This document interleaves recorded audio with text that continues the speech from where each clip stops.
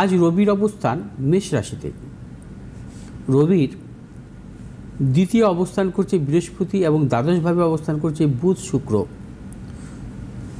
একে বলা হয় অভয়াচারী যোগ।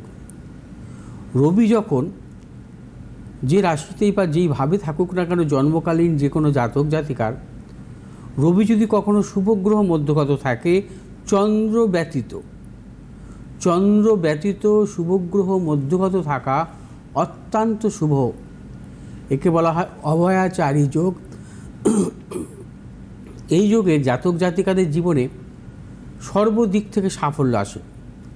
তারা যেমন বিদ্বান, বুদ্ধিমান, সম্মানজনক কর্মজীবন এবং তারা অর্থনৈতিক দিক থেকেও কিন্তু সাফল্য পান। অর্থাৎ অভয়াচারী যোগে জন্মগ্রহণকারী জাতক জাতিকাদের ক্ষেত্রে দেখা যায় তাদের ভাগ্যপতি গ্রহের দশা বা পঞ্চমপতি গ্রহের দশা বা রবির মহাদশা তারা চূড়ান্ত সাফল্য পান। কারণ কখনো কোনো যোগ যখনই কোনো জাতক জাতিকার জন্মছকে থাকে, সেই যোগগুলো কিন্তু ফলাফল পেতে গেলে কিন্তু ভালো কিছু দশা বা অন্তর্দশা আসতে হয়। অনেকের ক্ষেত্রে দেখবেন 3টে 4টে 5টা যোগ আছে, কিন্তু তারা জীবনে সেভাবে সাফল্য পাননি, অর্থাৎ তারা সেভাবে তাদের অনুকূল গ্রহের দশা বা অন্তর্দশা পাননি, সেই জন্য তারা সাফল্য পাননি।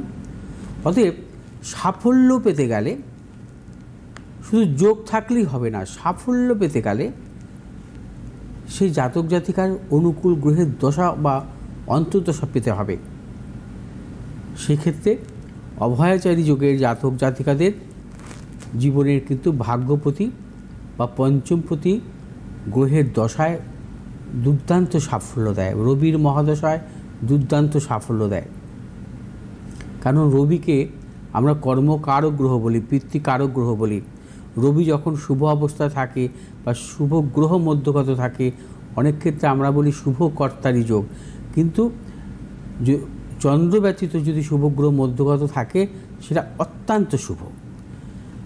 আজ হচ্ছে শুভ যোগ থাকবে সন্ধ্যে 5টা পর্যন্ত, তারপর শুরু হবে শুক্র যোগ। শুভ যোগে জন্মগ্রহণকারী জাতক জাতিকার জীবনে কিন্তু প্রবল সাফল্য মেলে, তাদের অর্থনৈতিক সাফল্য মেলে, তাদের কর্মজীবনের দিক থেকে সাফল্য মেলে এবং দেখা যায় তারা সম্মানজনক কর্মজীবন লাভ করেন জীবন এবং সেইভাবে প্রতিষ্ঠিত হন। যারা ব্যবসা করেন ব্যবসা ক্ষেত্রে নানা রকম সাফল্য পান, অর্থাৎ প্রতিষ্ঠিত ব্যবসায়ী হন তারা, সম্মানজনক তাদের কর্মজীবন আসে এবং তারা উচ্চ শিক্ষাও তাদের জীবনে আসে। এবার